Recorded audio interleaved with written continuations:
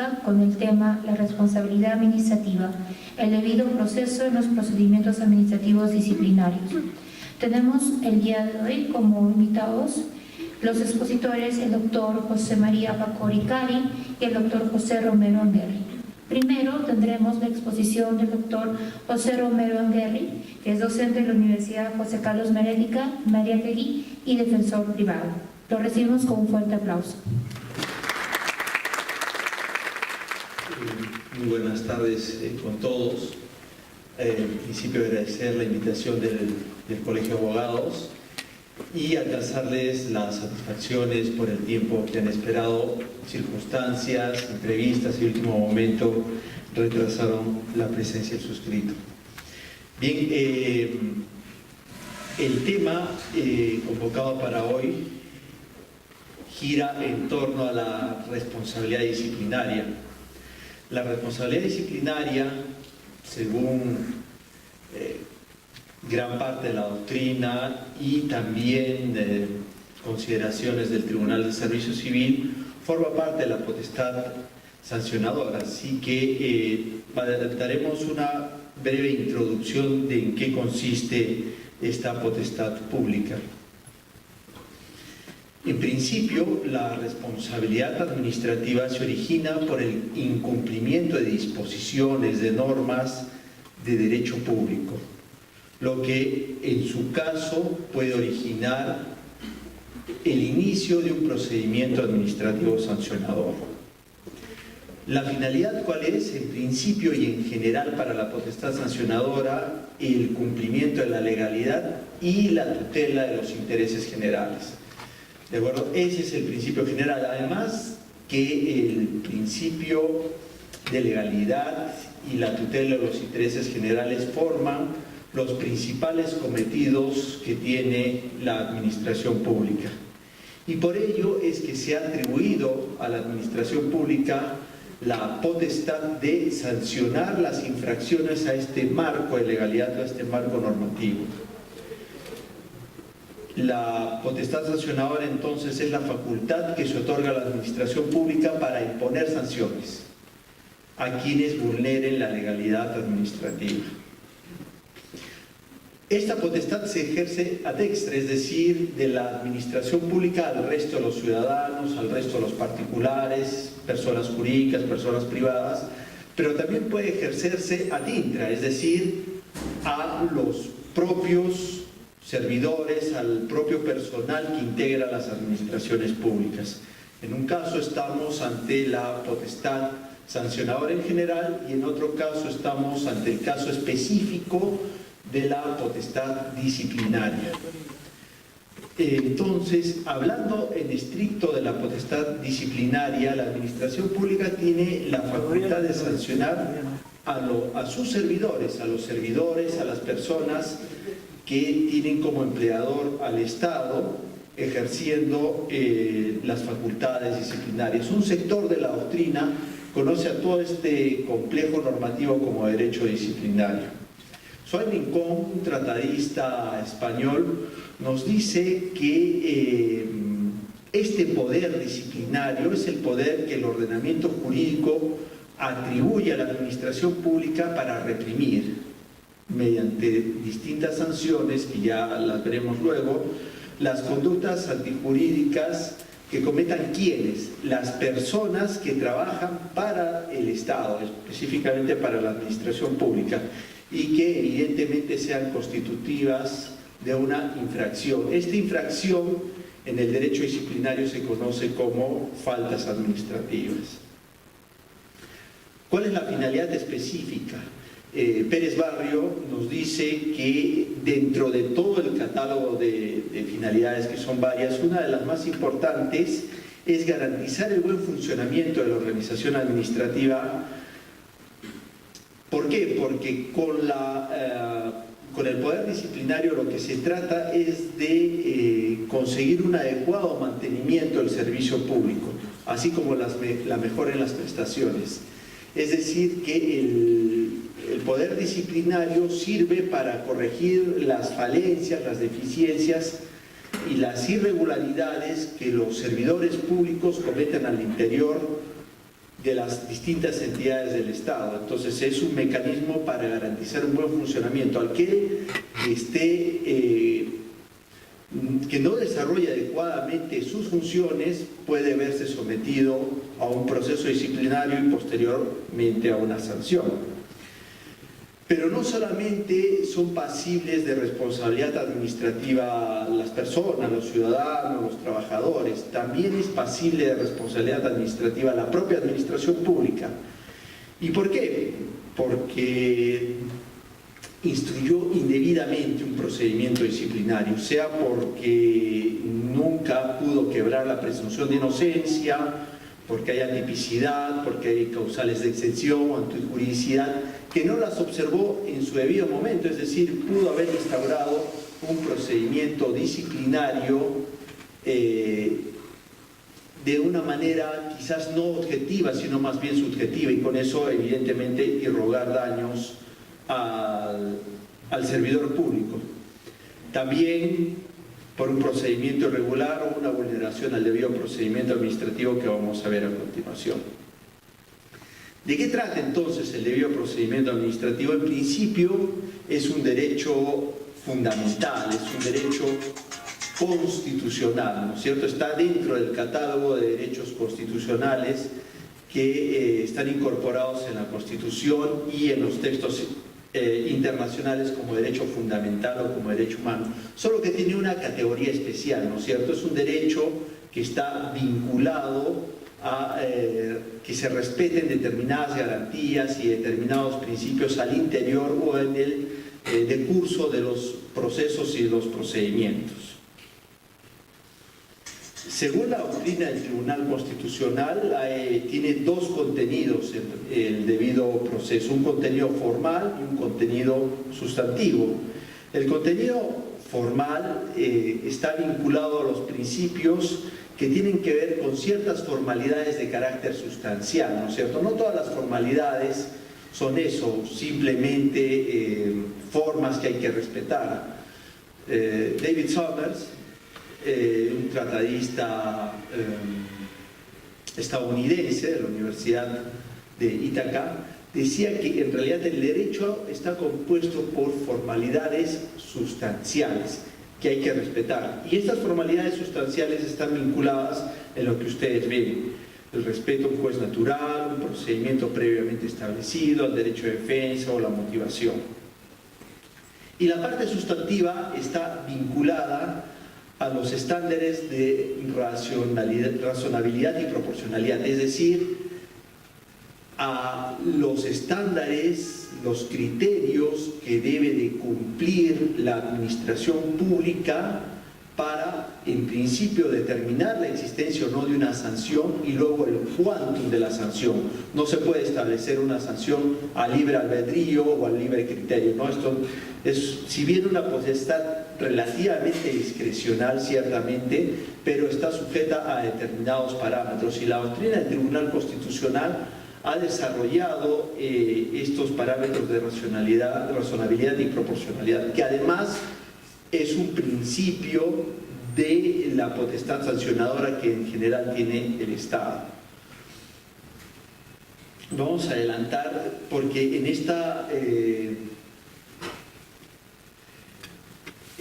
este cuadro que ustedes ven se contiene la definición de debido proceso que en general ha asumido el Tribunal Constitucional.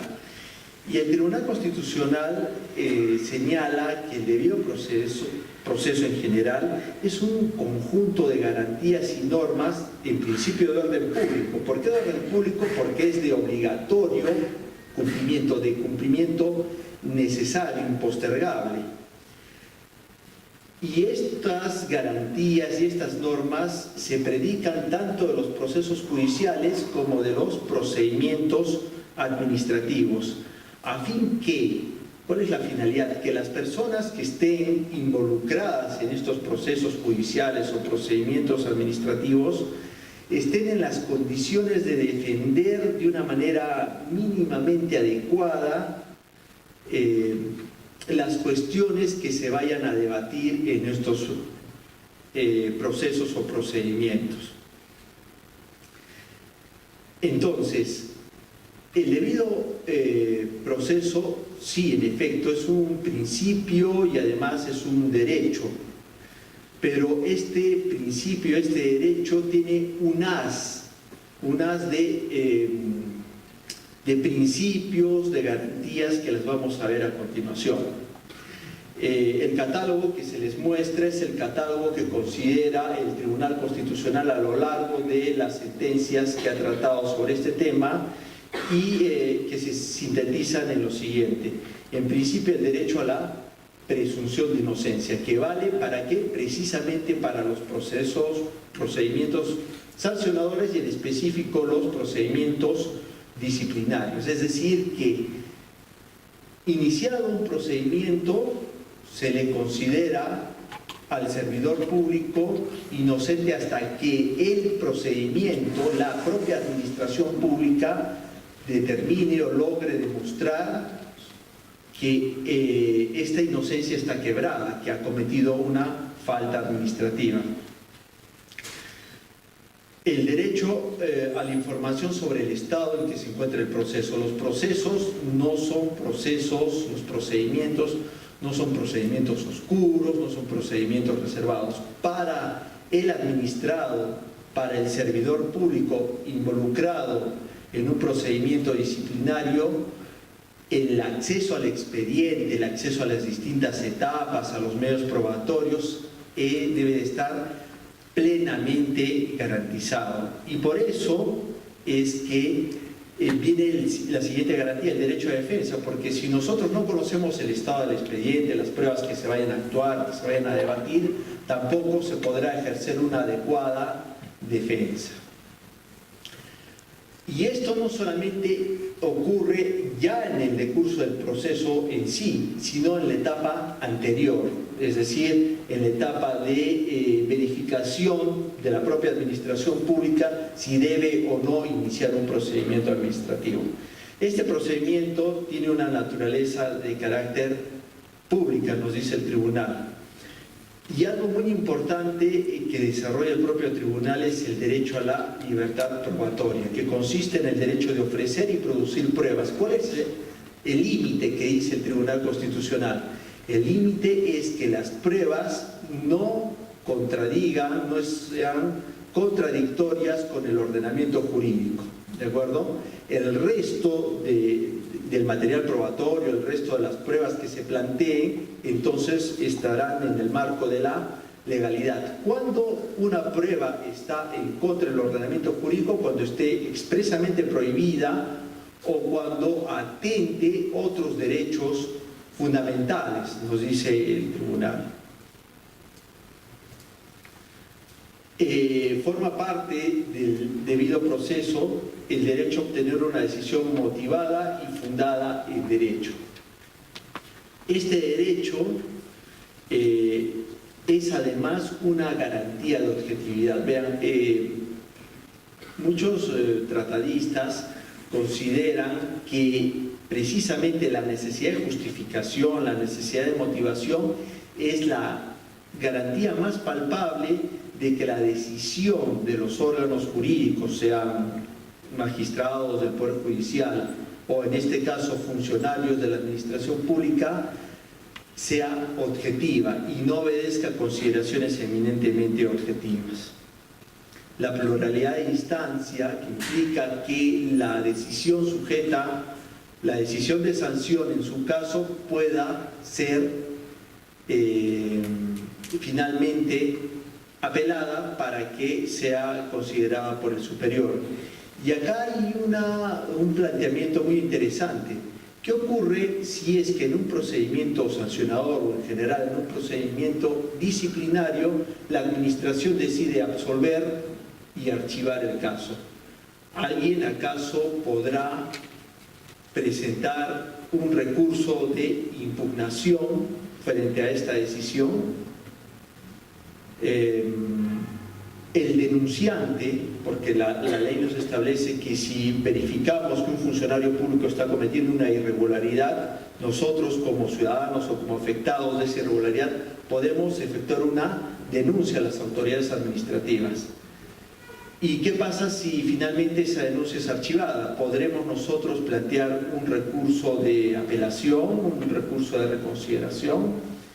La mayoría de los tribunales administrativos ha señalado que no, porque la relación jurídico-procesal solo se establece entre la administración pública y el presunto infractor. Esa es la relación. A lo que más tendrá derecho en un procedimiento disciplinario el denunciante será a que se le comunique el resultado final de este procedimiento, pero no tendrá la legitimidad para impugnar, porque no es parte de la relación jurídico-procesal. Otro principio es el de cosa juzgada. Y este principio es importante porque viene a colación de lo que ocurre en sede disciplinaria versus la potestad sancionadora que tiene, por ejemplo, la Contraloría General de la República, ¿no es cierto? Eso es un caso de mucho debate y ya de un tiempo acá en el país. Ocurre que muchas entidades sancionan disciplinariamente por determinados hechos a sus servidores y luego en una acción de control la Contraloría verifica que se han cometido determinadas infracciones, las mismas que fueron objeto de un procedimiento disciplinario al interior de la entidad, pero pese a eso le inicia otro proceso administrativo sancionador. Incluso ha sentado un precedente vinculante al respecto, y el precedente vinculante está en relación a que esta sanción que habría merecido una resolución por parte de la entidad no afecta a la cosa juzgada. Esto es un precedente, pero es un precedente de carácter administrativo. Tengo entendido que ya ha sido objeto de debate en sede judicial e incluso ha sido vencido este precedente, pero es algo ciertamente discutible. Y el derecho a la tutela jurisdiccional, ¿no es cierto? Pero que aquí sí sirve, pero cuando la decisión final y agotada a la vía administrativa, es decir, si a mí me sanciona, apelo y confirma mi sanción, permitirá el acceso al proceso contencioso administrativo. La ley del procedimiento administrativo general también contiene un catálogo de los derechos, las garantías que conforman el debido procedimiento administrativo. Se ha ampliado este catálogo con la modificatoria que hubo a finales del 2016. Entonces, forma parte de este derecho el derecho a ser notificados, el derecho a acceder al expediente, a refutar los cargos, derecho a defensa, a exponer argumentos y presentar alegatos complementarios, también derecho a defensa, a ofrecer y producir pruebas, a solicitar el uso de la palabra cuando corresponda. Esta es otra materia sujeta a debate. En muchos casos, la administración pública ha negado la posibilidad de solicitar el uso de la palabra, un informe oral a la autoridad. Yo creo que, y esta es una incorporación de la modificación, ¿no es cierto? Yo creo que esto podría ocurrir en los siguientes casos. Algunos tribunales administrativos han decidido sobre el recurso de apelación que les fue planteado en procesos sancionadores cuando han verificado que el procedimiento tiene vicios de nulidad. En ese caso han decidido por la nulidad de oficio y se han eximido de permitir el uso de la palabra al administrado. Pienso que ese es el caso de cuando corresponde. Pero sí el tribunal efectuó una decisión de fondo sin conceder el uso de la palabra, me parece que sí habría aquí una infracción a uno de los contenidos del debido procedimiento administrativo, lo que posibilitará una pretensión nulificatoria en sede judicial. A obtener una decisión motivada, ya lo vimos, y a impugnar las decisiones que afecten.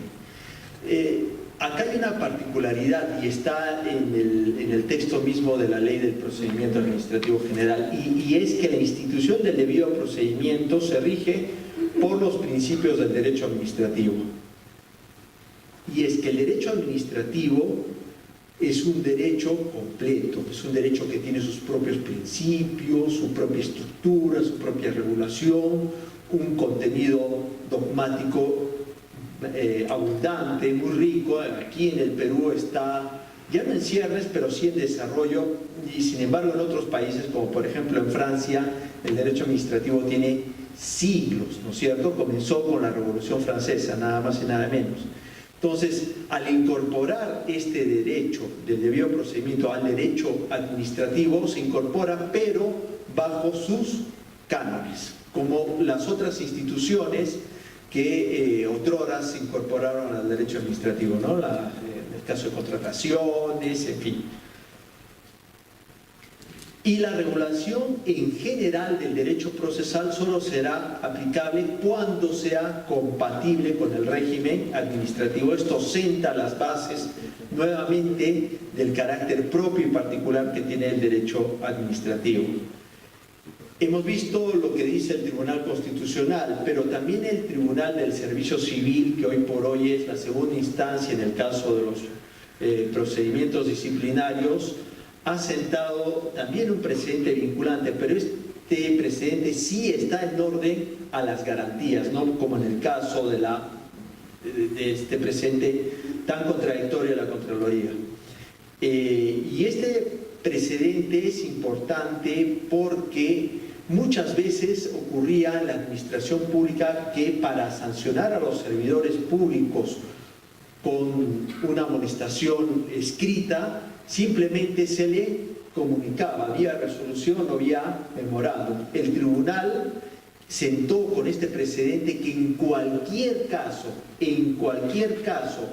que la administración pública pretenda instruir, aplicar una sanción a sus trabajadores, tendrá necesariamente que haber una etapa anterior, es decir, como mínimo darle la oportunidad de ejercer su derecho de defensa, y además que comunicarle a través de una notificación cuáles son los cargos, cuáles son los hechos, cuál es la norma que se ha infringido y quién sería la autoridad que va a aplicar la sanción y qué sanción podría aplicársele. De no respetarse estas garantías mínimas, esa sanción sería evidentemente nula. Lamentablemente, pese a que este precedente es del 2012 y a que ahora estamos con la norma para este caso específico del Servicio Civil, muchas entidades siguen aplicando estas amonestaciones escritas sin un procedimiento administrativo previo. Pero el Tribunal del Servicio Civil tiene abundante y uniforme criterio en el sentido de declarar nulas estas sanciones. ¿Qué es lo que corresponde, nos dice la ley, si se ha afectado el debido proceso, el debido procedimiento? En principio, la norma nos dice que son requisitos de validez de los actos administrativos para lo que nos importa dos cuestiones: la motivación y el procedimiento regular. Los dos forman parte del contenido esencial del debido procedimiento administrativo.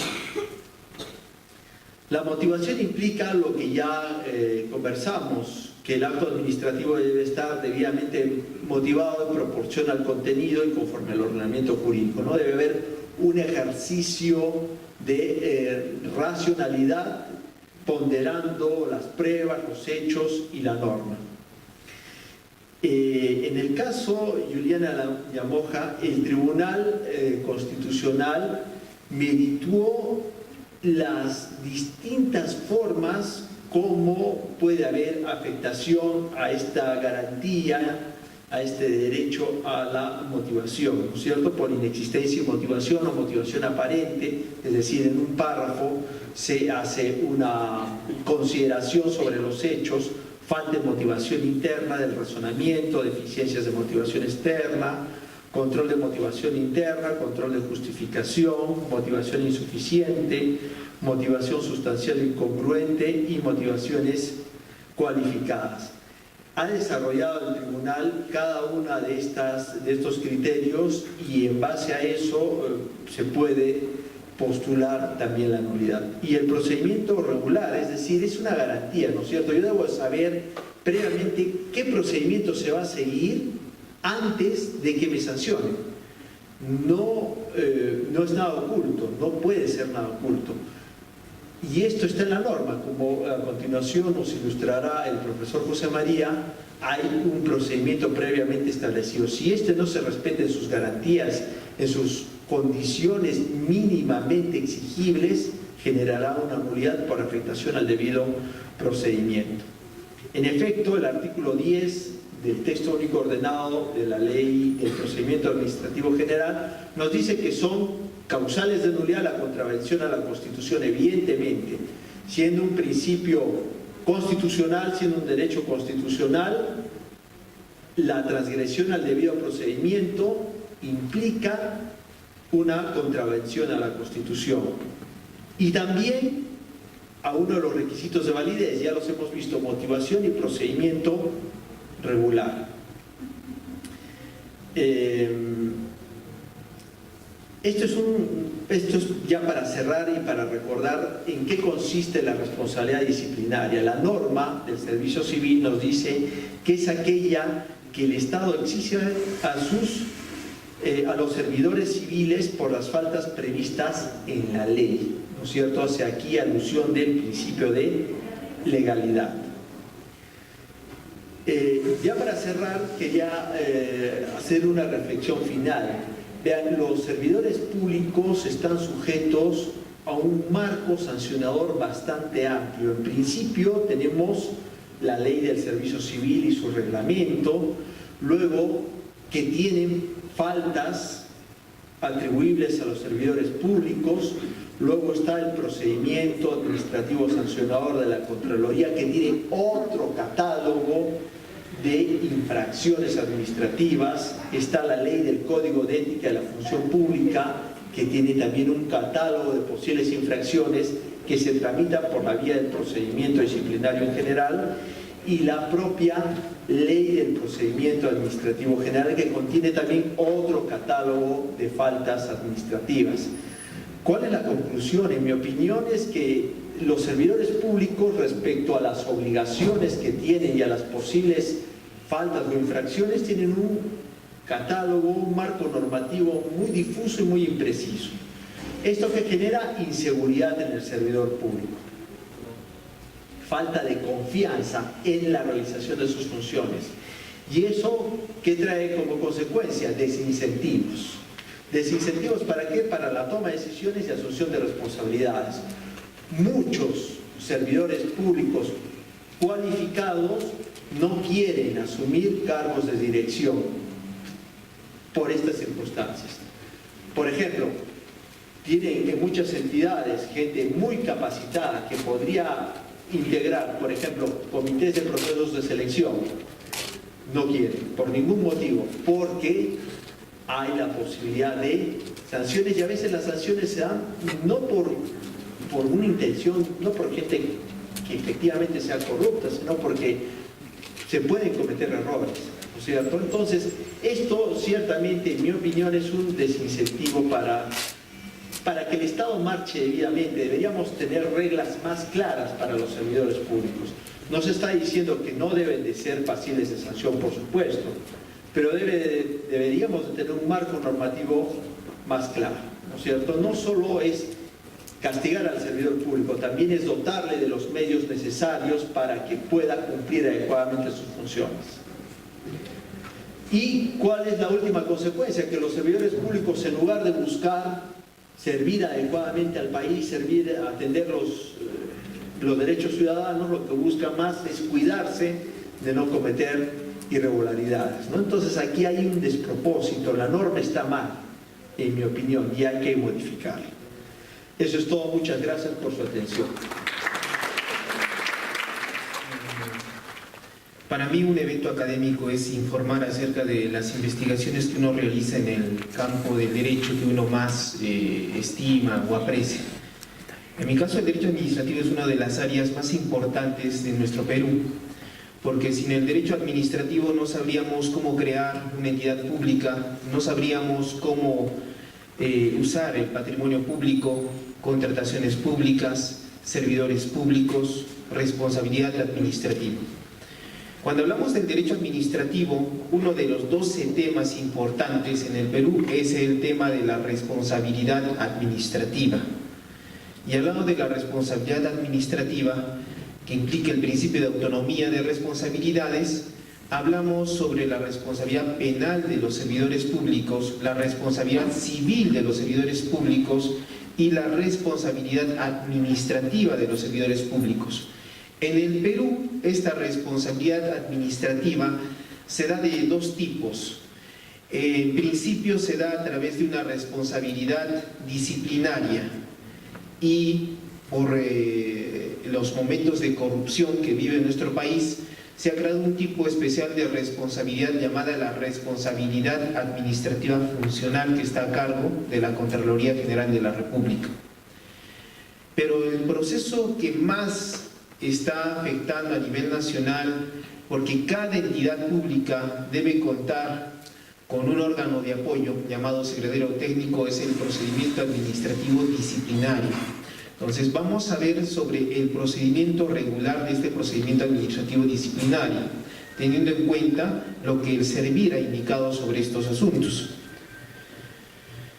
En principio, ¿qué es el procedimiento administrativo disciplinario? Es importante que ustedes tengan en cuenta que cuando van a la ley de procedimiento administrativo general van a encontrar un procedimiento especial llamado procedimiento sancionador. Este procedimiento administrativo sancionador se refiere a todas las posibles faltas y sanciones que se pueden establecer contra cualquier administrado. Por ejemplo, alguien apertura un local sin licencia, hay que imponerle una multa, posiblemente. Eso es un procedimiento administrativo sancionador. Pero el procedimiento administrativo disciplinario es el procedimiento administrativo sancionador que es directamente afectable a los servidores públicos. Actualmente, conforme a la ley del servicio civil, hablamos de servidores civiles. Este procedimiento administrativo disciplinario, señores, se aplica a los 4 regímenes laborales que establece nuestro ordenamiento jurídico. Es decir, que este procedimiento administrativo disciplinario es tan importante que afecta a los trabajadores del Estado de régimen laboral 728, a los trabajadores del Estado de régimen laboral CAS, Decreto Legislativo 1057, a los trabajadores del Estado del régimen laboral 276 y a los trabajadores de la Ley del Servicio Civil 30.057. Es decir, que ningún servidor o, trabajador de una entidad pública va a escapar a este procedimiento administrativo disciplinario. Se aplica a todos por igual. ¿Ya? ¿Entendido? Partiendo de esto, tenemos que definir el procedimiento administrativo disciplinario como aquel procedimiento sancionador administrativo que se aplica a los servidores civiles de los distintos regímenes laborales que existen en nuestro país. Se aplica a todos los servidores del Estado. Las normas que, si alguien quiere estudiar o empaparse sobre este tema, a varios colegas los nombran secretarios técnicos, deben tener en cuenta 3 normas básicas. La Ley del Servicio Civil, la Ley 30.057, que establece sobre el procedimiento disciplinario. Lo establece de una manera pequeña y corta, pero más desarrollado está en el reglamento de la Ley del Servicio Civil, el reglamento de la Ley 30.057. Allí está establecido inclusive las medidas cautelares y las eximentes de responsabilidad administrativa, que no están previstas en la anterior legislación. Ahora sí hay eximentes de responsabilidad. Y por último, van a tener en cuenta la directiva 002-2015-SERVIR. Hay una versión actualizada en el internet que ustedes pueden acceder porque tuvo modificaciones en la versión inicial. Con esos 3 documentos usted ya puede conocer bien el procedimiento administrativo disciplinario. No necesita otras normas, las otras normas van a coadyuvar a comprender estas de manera supletoria. ¿Cuáles son las etapas de este procedimiento administrativo disciplinario? Este procedimiento administrativo disciplinario se inicia con una denuncia administrativa de un administrado. Cuando hablamos de administrado, significa que puede ser una entidad pública que pone en conocimiento de la autoridad competente una falta administrativa cometida por un servidor público. Cuando hablamos de administrado, también hacemos referencia a una persona natural, cualquier ciudadano o servidor público también, que pone en conocimiento una falta administrativa. Y también pueden ser personas jurídicas, asociaciones, sindicatos, sociedades, empresas, pueden poner en conocimiento la comisión de faltas administrativas. Ahora, cuando estas entidades ponen en conocimiento, se llama que el proceso se inicia a instancia de parte, porque existe una denuncia administrativa. Pero puede suceder que en la tramitación que realiza la autoridad administrativa llegue un reporte, un indicio de una posible falta administrativa. Entonces, ese reporte lo pasan a la Secretaría Técnica, lo mismo que la denuncia administrativa. El reporte implica un inicio de oficio del procedimiento administrativo disciplinario. La denuncia administrativa sería de parte. Esta denuncia administrativa, señores, puede ser escrita o de naturaleza verbal. Si es de naturaleza verbal, usted se apersona a la entidad pública, pregunta dónde está ubicada la Secretaría Técnica, se apersona y el secretario técnico tiene la obligación de levantar un acta donde va a hacer constar los hechos que usted considera que constituyen falta administrativa. Es sencillo en el entendido que no se exige que la denuncia administrativa tenga un fundamento jurídico, solamente debe contener fundamentos de hechos, fundamentos fácticos. Ahora, otra posibilidad es de que usted puede elaborar mediante escrito la denuncia administrativa. Entonces, la denuncia administrativa, si es por escrito, va a implicar la simple narración de los hechos que usted considera configuran falta. Y con eso lo pone en conocimiento a la Secretaría Técnica. La Secretaría Técnica lo que hace es, en un inicio, iniciar una investigación preliminar, que es lo que ven en la primera parte, una investigación preliminar. Esta investigación preliminar implica una precalificación de los hechos que usted denuncia como faltosos. La investigación preliminar no pueden confundirlo con el inicio del procedimiento administrativo disciplinario. A veces los administrados presentan sus descargos en esta etapa, cuando no es la etapa correspondiente. ¿Cómo sabemos que estamos en esta etapa? Lo que en esta etapa hace el secretario técnico es comunicar al administrado o al servidor público afectado para que informe sobre los hechos que son materia de la denuncia. Solamente tiene que informar sobre hechos, todavía no se defiende. Están en una investigación preliminar, donde tratan de verificar si hay pruebas suficientes para aperturar un proceso administrativo disciplinario, o en su caso, verificar si no las hay. Si no hay pruebas, en esta investigación preliminar se procede al archivo de la denuncia administrativa, lo cual se tiene que comunicar al administrado que presentó la denuncia. Cuando ya se recaban los indicios o los medios probatorios preliminarmente, el secretario técnico inicia una precalificación, precalifica los hechos y los trata de tipificar con una falta administrativa. En esta precalificación se va a emitir un informe. Este informe de precalificación puede disponer el archivo del expediente o el inicio de un procedimiento administrativo disciplinario. El informe de precalificación de inicio de un procedimiento administrativo disciplinario todavía no es el acto que da inicio al procedimiento, solo es una opinión, un informe de precalificación. En la etapa de instrucción, cuando hablamos de la etapa de instrucción, en el informe de precalificación se indica quién es el que va a instruir. Por instrucción deben entender quién va a recolectar los medios de prueba, quién va a pedir los descargos del administrado o servidor público al que se pretende sancionar y quién va a obtener los medios de prueba necesarios de los testigos o servidores públicos que hayan conocido de los hechos o la documentación, informes necesarios. Esa es la etapa de instrucción. Esta etapa de instrucción, más adelante lo vamos a ver, es llevada a cabo por autoridades instructoras, que en este procedimiento puede ser el jefe inmediato, el jefe de recursos humanos. Son las autoridades que instruyen el procedimiento administrativo disciplinario. Después de que se recolecta todos los medios de prueba, se va a otra autoridad, se hace un informe final y pasa a otra autoridad. Esta autoridad inicia la etapa de sanción.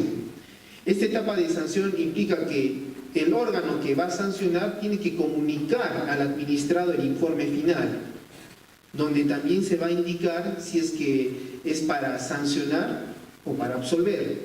Si es para sancionar, el administrado tiene un plazo de 2 días para solicitar un informe oral ante la autoridad que sanciona, la cual posteriormente va a emitir la resolución de sanción o el acto administrativo de sanción. En todas estas 3 etapas, en la etapa preliminar, de instrucción y de sanción, siempre van a encontrar como un órgano de apoyo la Secretaría Técnica. La Secretaría Técnica apoya en las 3 etapas. En la etapa donde más va a estar trabajando es en la investigación preliminar. También van a encontrar el órgano de instrucción y el órgano sancionador. 3 órganos importantes. Veamos las autoridades administrativas del procedimiento administrativo disciplinario. En primera instancia,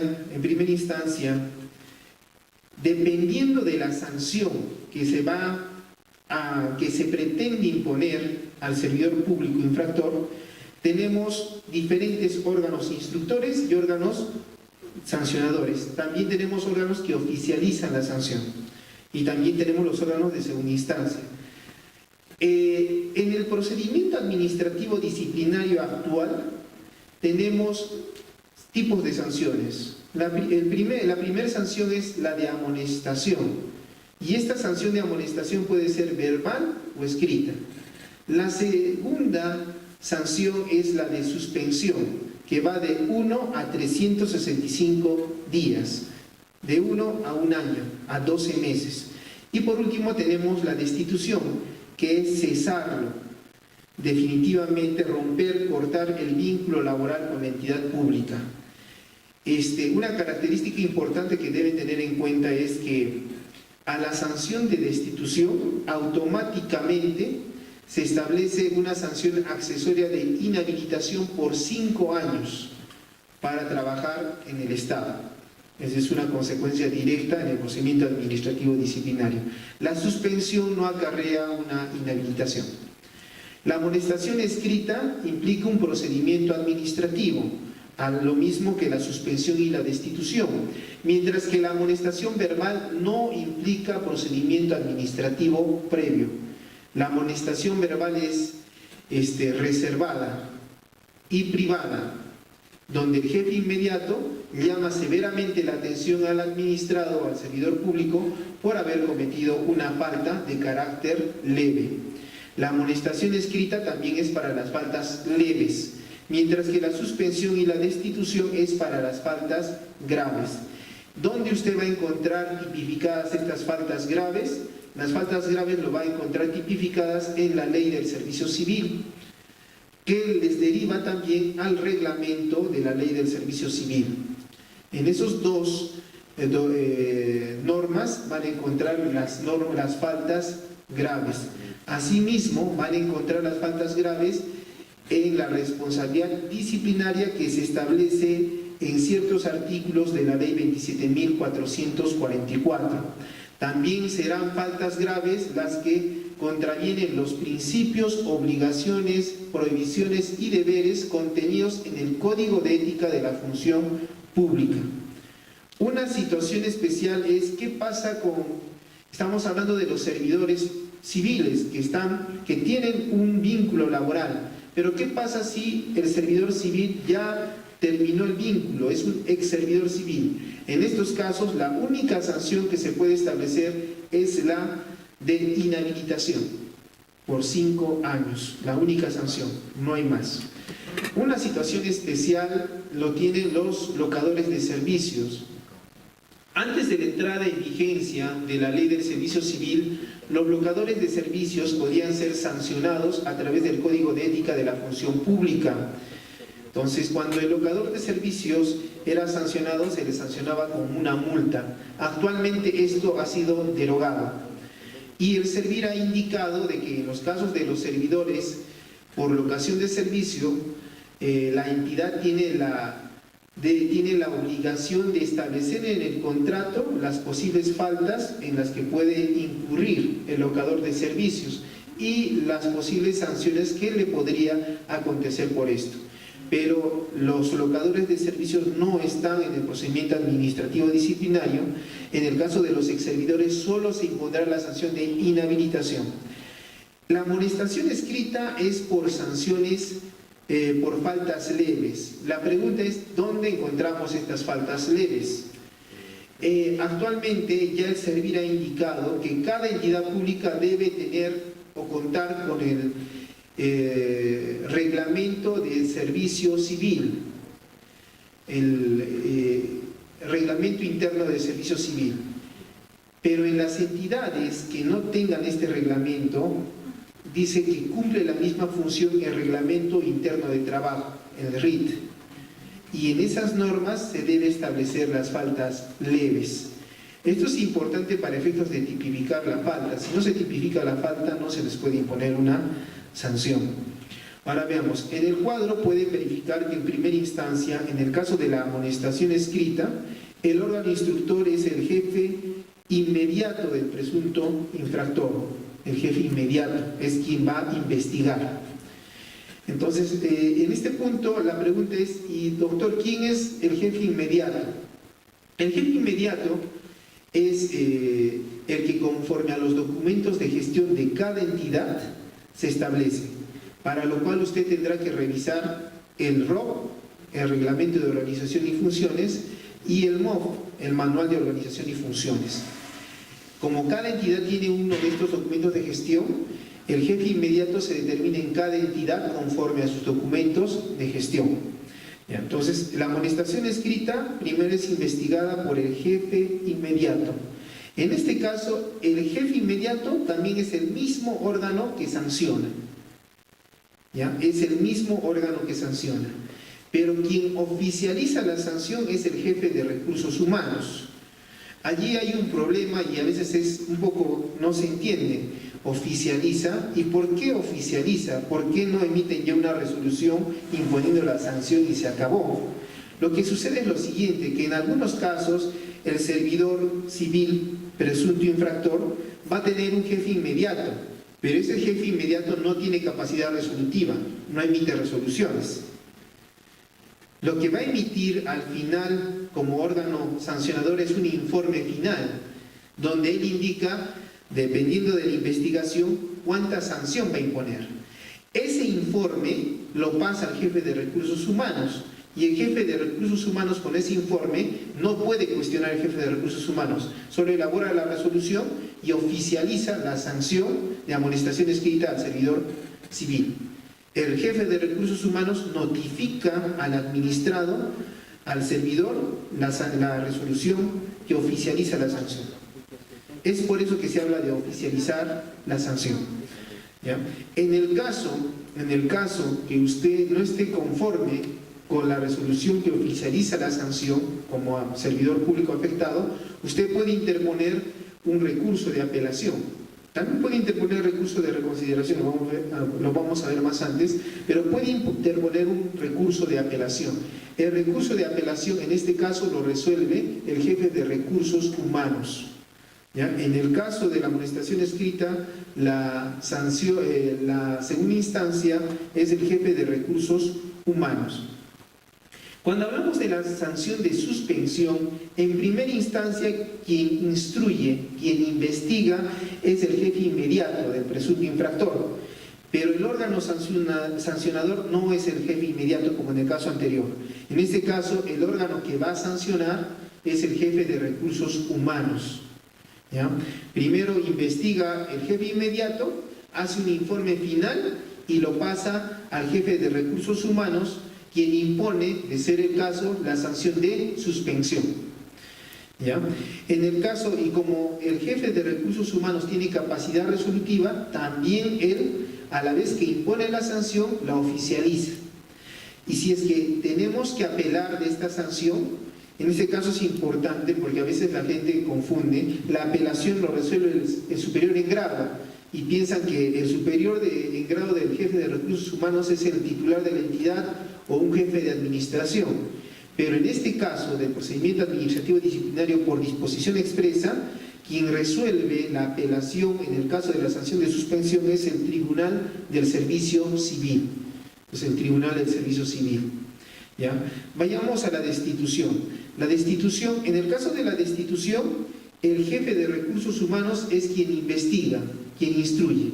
En este caso desaparece el jefe inmediato, sino es el jefe de recursos humanos el que investiga la presunta falta que ameritaría la destitución.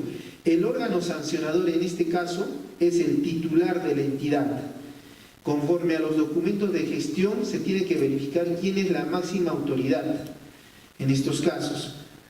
En el caso, por ejemplo, de los gobiernos regionales y los gobiernos locales, el titular de la entidad por disposición expresa de la Ley del Servicio Civil es el gerente municipal y el gerente regional general.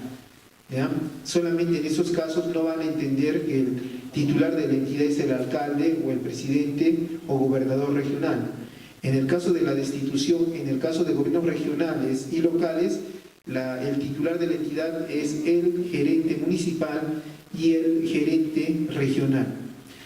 En segunda instancia, la destitución necesariamente lo resuelve el Tribunal del Servicio Civil. Una vez que ustedes ya conocen quiénes son las autoridades del procedimiento administrativo, pasemos a ver el procedimiento administrativo en sí. Ya hablamos de la investigación preliminar y la precalificación que realiza la Secretaría Técnica. Por si acaso, el secretario técnico necesariamente debe ser un personal al servicio de la entidad. Está prohibido contratar por locación de servicios a un secretario técnico. No se puede. También está prohibido que el jefe de recursos humanos sea a la vez el secretario técnico. ¿Ya? Lo que sí está permitido es que el jefe de asesoría legal pueda ser secretario técnico. Pero lo que también está prohibido es de que el secretario técnico pida opinión técnica a la oficina de asesoría legal. Eso no puede hacerlo. La Secretaría Técnica no puede pedirle informes a la oficina de asesoría legal. ¿Ya? Entonces, el secretario técnico que realiza la función de apoyo y una investigación preliminar elabora su informe de precalificación. En el informe de precalificación propone una sanción. O en su caso, indica no ha lugar a la sanción. Si dice no ha lugar a aperturar un proceso administrativo disciplinario, el servidor no tiene ningún problema. Pero cuando dice que opina porque se aperture el proceso, entonces lo pasa al órgano instructor, que ya vimos quiénes pueden ser los órganos instructores. El órgano instructor, recuérdenlo bien, tiene la posibilidad de no aceptar el informe de precalificación. O sea, puede decir, para mí no hay aquí falta, así es que lo archivo, y lo archiva el órgano instructor. ¿Ya? Porque los informes de precalificación no son vinculantes, no obligan a las autoridades administrativas. Así es que si el órgano instructor considera que no hay falta, lo dice así y se archiva el procedimiento administrativo disciplinario. Pero si considera que existe falta, está conforme con el informe de precalificación, emite un acto de apertura del procedimiento administrativo disciplinario. Esto es importante, se habla de acto de apertura del procedimiento administrativo disciplinario. ¿Por qué? Porque el acto de apertura no solamente es una resolución, puede ser también una carta, puede ser también un oficio. Porque imaginemos que quien apertura el proceso es el jefe inmediato que no tiene capacidad resolutiva. Entonces, en ese caso, el jefe inmediato lo que hace es aperturar el proceso administrativo a través de una carta notificada al servidor, al presunto servidor infractor. Entonces, por eso hablamos de acto de apertura, que puede ser una resolución, una carta y un oficio. Estos actos de apertura, que pueden ser resoluciones, son actos inimpugnables, es decir, que usted no puede interponer, voy a interponer un recurso de reconsideración, voy a interponer un recurso de apelación, no lo puede hacer. En su caso, lo que puede hacer es, en sus descargos que vaya a presentar, puede solicitar la nulidad de ese acto de apertura. Ahora, yo les digo, mi particular opinión, considero que como este acto, conforme a ley, es inimpugnable, si evidentemente viola un derecho fundamental, un derecho constitucional, ustedes podrían presentar una acción de amparo, un proceso constitucional de amparo contra este acto administrativo, porque al ser inimpugnable en sí mismo ya agotó la vía administrativa. Así es que pueden ustedes interponer una acción de amparo si evidentemente se viola un derecho constitucional. Si no se viola evidentemente un derecho constitucional, la acción de amparo sería improcedente. ¿Ya? Entonces, tenemos el acto de apertura, que es inimpugnable, ya expliqué el informe de precalificación. Ahora, la resolución, la carta u oficio que apertura el procedimiento administrativo debe contener expresamente los cargos que se imputan. ¿Qué implica esto? Que debe tener detalladamente los hechos que configuran la presunta falta. Asimismo, se debe establecer las faltas, las normas, o sea, bueno, las faltas contenidas en normas que se han vulnerado.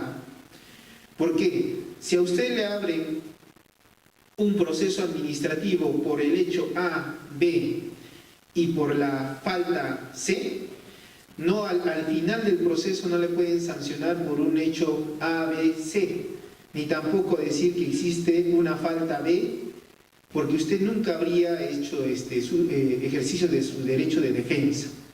Si no hizo ejercicio de su derecho de defensa, no podrían incrementar hechos nuevos al finalizar el procedimiento solamente con la intención de sancionarlo. No podrían incrementar una falta nueva. Si la autoridad administrativa considera que hay un hecho nuevo, entonces puede iniciar otro procedimiento administrativo disciplinario por ese hecho nuevo, pero no puede agregar a ese procedimiento. Si considera que existe una falta administrativa más que se debió tipificar al inicio de la apertura, tendrá que declarar la nulidad de actuados y volver a notificar con el acto de apertura donde se indique la nueva falta que considera la autoridad administrativa. ¿Ya? Entonces, esos son los cargos. Ahora, la eficacia. El acto de apertura, para efectos de la prescripción, la sola emisión de la resolución de apertura o de la carta o del oficio no implica la interrupción del plazo de prescripción. Lo único que va a interrumpir el plazo de prescripción va a ser la notificación del acto de apertura. Cuando yo notifique al administrado ese cargo y esa fecha, recién el plazo de prescripción se ha interrumpido. Y recién yo puedo decir que estoy dentro del plazo para accionar administrativamente contra el servidor público. Una vez que le notifican al servidor civil con el acto de apertura del procedimiento administrativo, le deben conceder en el mismo documento de apertura, deben indicarle: tienes 5 días hábiles para presentar tus descargos. También en el mismo acto de apertura le deben decir: tienes adicionalmente la posibilidad de pedir una prórroga de presentación de descargos por 5 días hábiles más. Les tienen que decir en el acto de apertura, porque el servidor civil no es abogado. Así es que la autoridad tiene la obligación de comunicarle inclusive los plazos que tienen para descargar y la posibilidad de ampliar el plazo para presentar sus descargos. Si usted considera que necesita más plazo, presenta una simple carta o solicitud indicando de que se le amplíe el plazo por 5 días hábiles más. Una situación que deben tener mucho cuidado es la siguiente: a veces el administrado dice, presenta su solicitud de prórroga de descargos y dice: voy a esperar ahora a que la entidad me conteste diciendo que aprueba mi ampliación. Entonces, cuando me apruebe la ampliación, recién corren los 5 días hábiles más. ese razonamiento es completamente errado. Siguen caminando los 5 días. O sea, si es que usted pide la ampliación, debe computar 10 días hábiles para presentar sus descargos desde que le notifican con el acto de inicio. Entonces, se debe tener bastante cuidado con eso de la prórroga. Varias veces se ha producido eso de que esperan a que les contesten y recién computan los 5 días. Los descargos, ¿cómo deben elaborarse? Los descargos deben contener una exposición de fundamentos. A veces el administrado puede solamente decir los fundamentos de hechos, rebatiendo los hechos. Pero también es posible, es una facultad del administrado que haga una defensa técnica sobre fundamentos de derecho. También en estos descargos puede indicar eximentes de responsabilidad. Por ejemplo, un caso de fuerza mayor, el error inducido por la administración pública. Y también es muy importante que en los descargos establezca los medios de prueba que acreditan sus afirmaciones para que usted tenga la posibilidad de salir librado de los cargos que se le imputan. También en los descargos no dice la ley acerca de las excepciones y cuestiones probatorias. Sin embargo, la Ley de Procedimiento Administrativo General indica que cuando existen estos vacíos podemos recurrir a otros ordenamientos jurídicos procesales. Por lo tanto, podemos recurrir al ordenamiento jurídico procesal civil y traer a nuestros descargos la posibilidad de establecer excepciones, una excepción de prescripción, una excepción de caducidad, una excepción de falta de legitimidad, etc. Una excepción de competencia, porque tal vez quien apertura el procedimiento no es la autoridad competente. Y cuestiones probatorias, usted se puede oponer o tachar los medios de prueba contenidos y especificados en la resolución de apertura del procedimiento administrativo disciplinario. Una vez que usted presenta sus descargos y ofrece sus medios de prueba, se da inicio a la instrucción a cargo de la autoridad que instruye.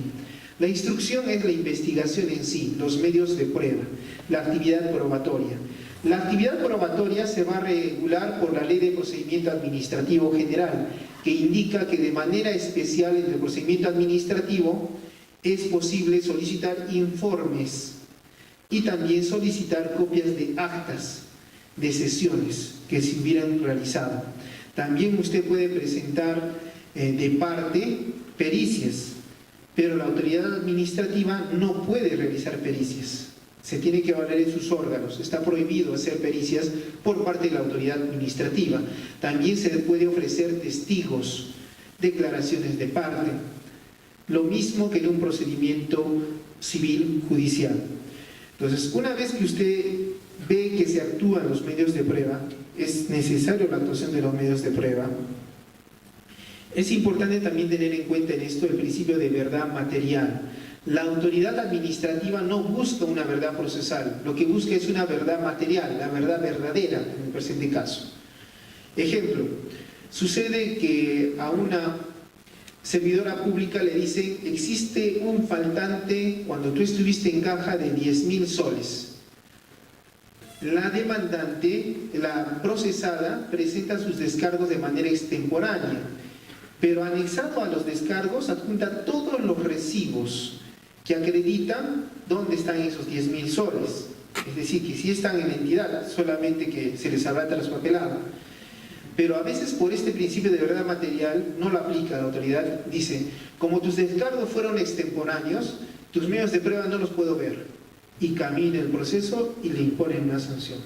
Esta situación es totalmente incorrecta, porque en base al principio de verdad material, él podría incorporar como medio de prueba de oficio estos recibos, de tal manera que garantiza el derecho de defensa del servidor público.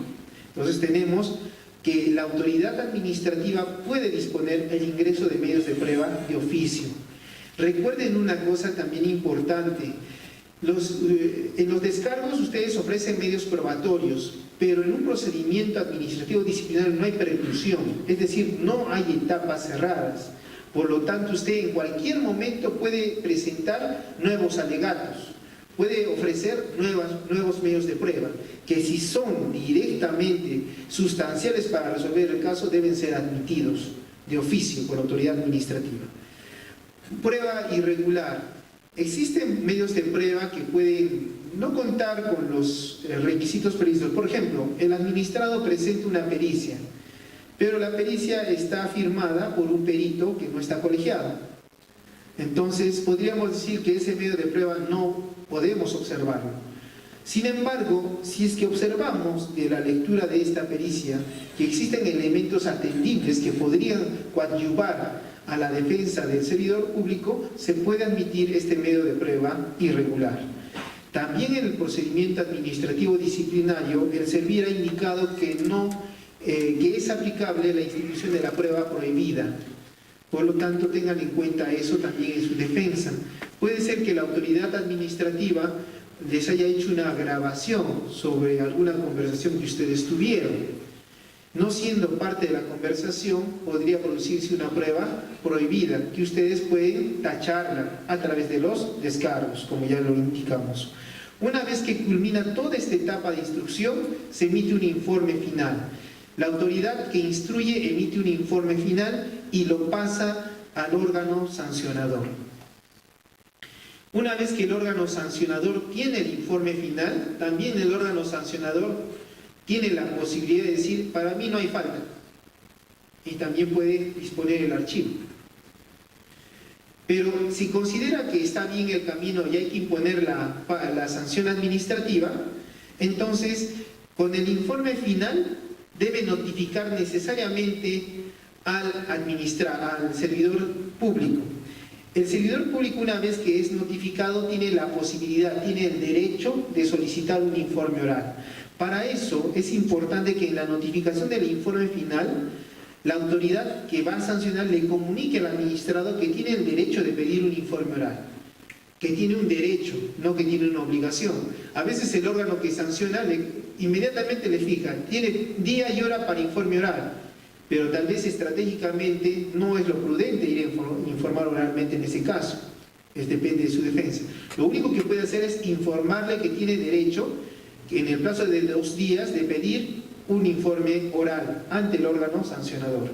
Ahora, el órgano sancionador, como no ha instruido, es posible que vea de los documentos que es necesario algunos medios de prueba más. Entonces, la ley le permite que el órgano sancionador establezca actuaciones complementarias, es decir, puede actuar medios de prueba complementarios. Es su facultad, no es su obligación. Tampoco no le puede obligar al servidor civil a actuar estos medios de prueba complementarios, pero es su facultad. Entonces, si el órgano sancionador hace uso de esta facultad de las actuaciones complementarias, entonces deberá actuar los medios de prueba y posteriormente recién invitar al administrado a que haga uso de su informe oral. Una vez que ya se dio el informe oral, o en su caso se realizaron las actuaciones complementarias, el órgano sancionador emite la resolución de sanción, o en su caso el acto que sanciona, para que posteriormente sea oficializado por otro órgano. Con la emisión de la sanción se produce la oficialización de la sanción que ya hemos visto. Ahora, una vez que ya se oficializa la sanción, es obligación notificar con la oficialización de la sanción al servidor público, para que el servidor público pueda hacer uso de los recursos administrativos. Una vez que le imponen la sanción al administrado, bueno, también le pueden absolver vía resolución, es otra posibilidad. Si lo absolven, ya terminó todo el procedimiento. Cuando le imponen la sanción, el servidor público tiene la posibilidad de interponer recursos administrativos. Son 2 los recursos administrativos que puede interponer: el recurso de reconsideración y el recurso de apelación. El recurso de reconsideración será interpuesto ante la misma autoridad que emite la sanción. Como su nombre dice, reconsidera. Y para que reconsidere, usted debe presentarle una nueva prueba que haga cambiar su opinión. Por eso el recurso de reconsideración requiere de nueva prueba. Si no existe nueva prueba, entonces el recurso de reconsideración puede ser declarado improcedente. En otros casos, también siendo respetando el derecho de defensa, Imaginemos que el servidor público presenta la reconsideración, pero cuando usted lee la reconsideración ve que habla solamente de cuestiones de derecho. La Ley de Procedimiento Administrativo General habla del error en la calificación de recurso y dispone que la misma autoridad debe darle el trámite que corresponde. Entonces, si vemos que el recurso de reconsideración no tiene medio de prueba nuevo, el administrador lo ha denominado reconsideración. Entonces, la autoridad administrativa, si ve que son cuestiones de puro derecho, inmediatamente lo tramita como apelación, informando al administrado de la nueva calificación, porque sería también injusto declarar improcedente su recurso de reconsideración, cuando lo que vemos es que él está apelando. El recurso de apelación se da por distinta interpretación de pruebas y también por situaciones de puro derecho, errores en la aplicación de normas, en la interpretación de normas, se han aplicado normas, o los medios de prueba que están en el expediente administrativo no han sido interpretados de la forma debida. Entonces, el recurso de apelación, como vieron, en el caso de la amonestación escrita es el jefe de recursos humanos. En el caso de la suspensión y la destitución, quien resuelve la apelación necesariamente es el Tribunal del Servicio Civil. ¿Ya? Entonces, tenemos allí los órganos y una vez que interponemos los recursos, la pregunta del servidor público es: y doctor, con la interposición del recurso no me van a imponer la sanción, ¿no? Bueno, ese es un problema en el procedimiento administrativo disciplinario. Una vez que se notifica la sanción al administrado, inmediatamente se le ejecuta. Si lo suspendo por 5 días, inmediatamente le ejecuto la sanción de suspensión, aunque esté dentro del plazo para impugnarlo. Es un gran problema esto, porque si se va al Tribunal del Servicio Civil, el Tribunal del Servicio Civil que está en Lima se va a demorar un mes, mientras tanto ya cumplió su sanción de 5 días y fue inútil todo lo que se ha podido hacer. Alguien le puede decir: presente una medida cautelar administrativa. En este caso, la medida cautelar administrativa, en el caso de la destitución y la suspensión, lo resuelve el Tribunal del Servicio Civil, así es que también tiene que esperar un tiempo. Presente una medida cautelar judicial, le van a decir: un momentito, no has agotado la vía administrativa, así es que improcedente tu demanda, ya sea de amparo o contencioso administrativo. Así que están en un gran problema. En algunos casos, por eso la autoridad, el servidor opta por presentarle un recurso de reconsideración, porque el recurso de reconsideración lo va a resolver la misma autoridad que sancionó. Y si tienes la verdad en tus manos, le vas a decir: oye, si no resuelves conforme a derecho, yo ahora mismo te denuncio por abuso de autoridad, y esto es evidente. Entonces, es posible que ante esa presión, el jefe de recursos humanos, el órgano que resuelve la reconsideración, entonces un poco ceda en continuar con la ejecución de la sanción. En el caso de una destitución, por cierto, ir al Tribunal del Servicio Civil y esperar, se demora de 4 a 6 meses, a veces un año entero.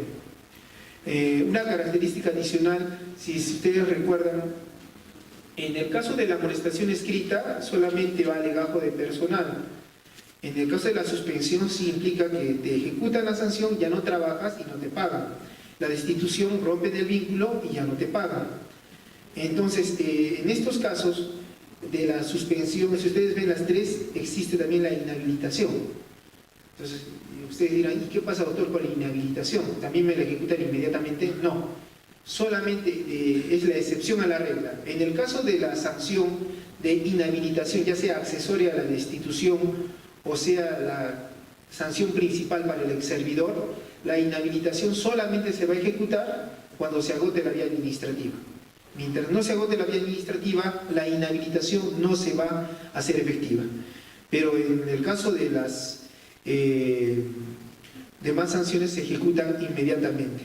Ahora, otra situación especial es la siguiente: cuando llega la resolución que impone sanción, a veces el órgano que debe ejecutar quiere emitir otra resolución diciendo que lo va a separar del cargo, especificando. El servir ha indicado que estos actos adicionales no son válidos. Llega la resolución de sanción, inmediatamente se debe ejecutar la sanción. No se debe hacer otro escrito, otro memorando, simplemente se ejecuta y se acabó. Ahora, los costos del proceso. Es posible, por ejemplo, que a usted lo sancionen 5 días. Usted está en la justicia y dice, sí, me corresponde, a mí no me podían sancionar 5 días. Y a usted le ejecutan su sanción de 5 días, pero presentó su apelación al Tribunal del Servicio Civil. Usted gana la apelación. El reglamento del Tribunal del Servicio Civil establece que se puede condenar a costos procesales a la parte que ha sido vencida.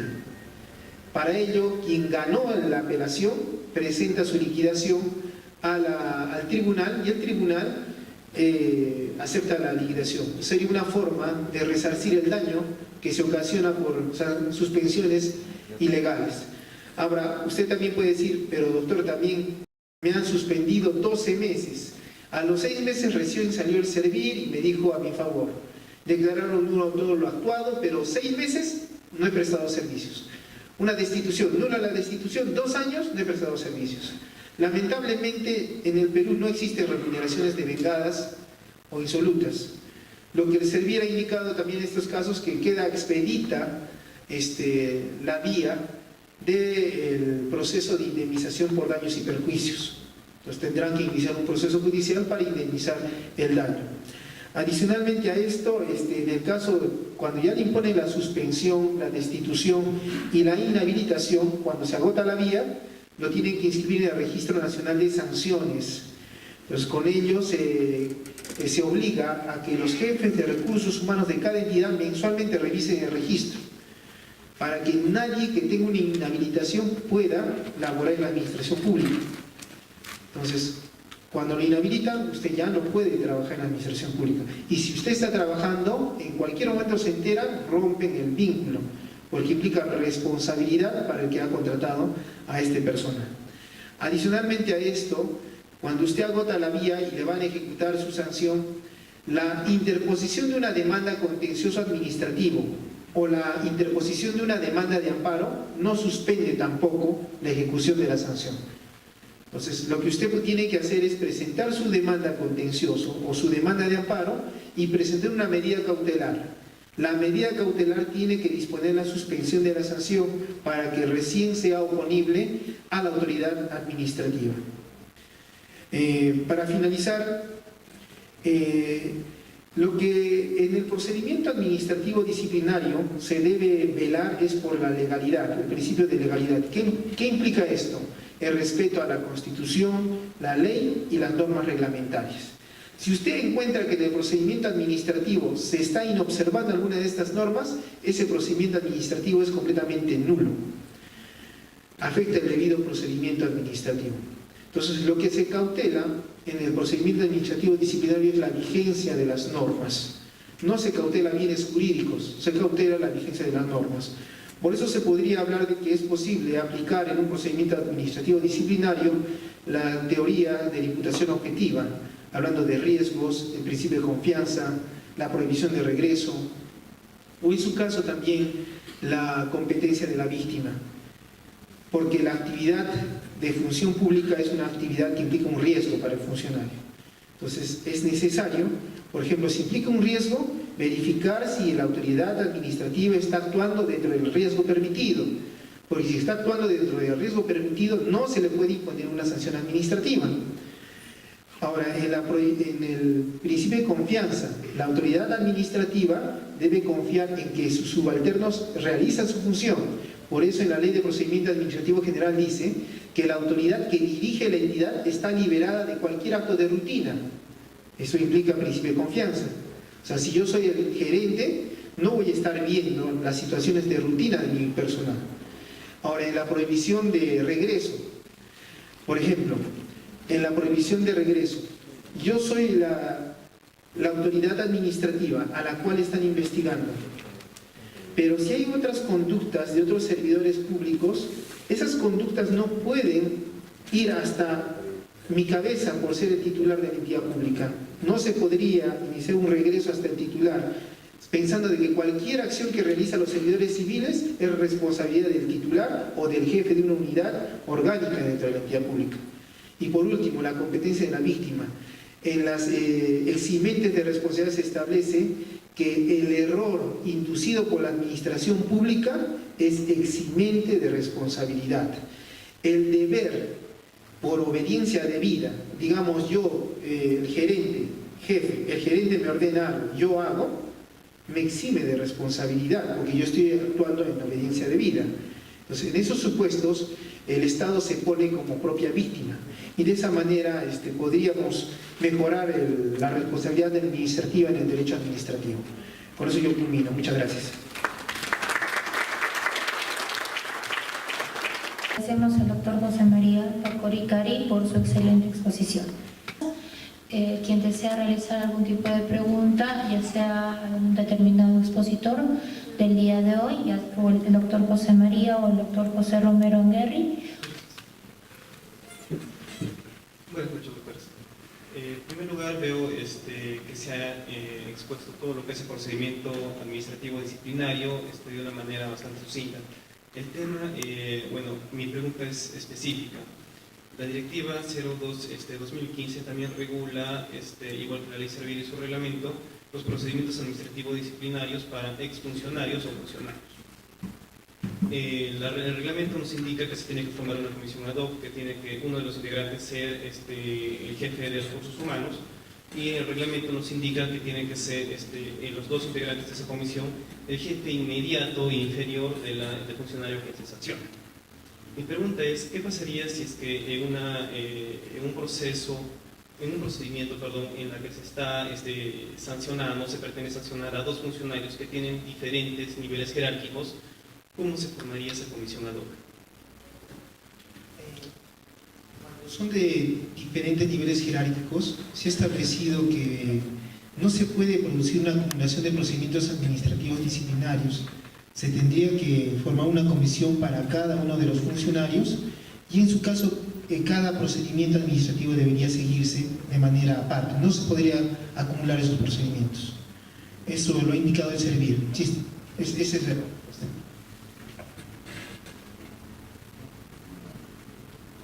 ¿Alguna otra persona que desea realizar una pregunta puede levantar la mano?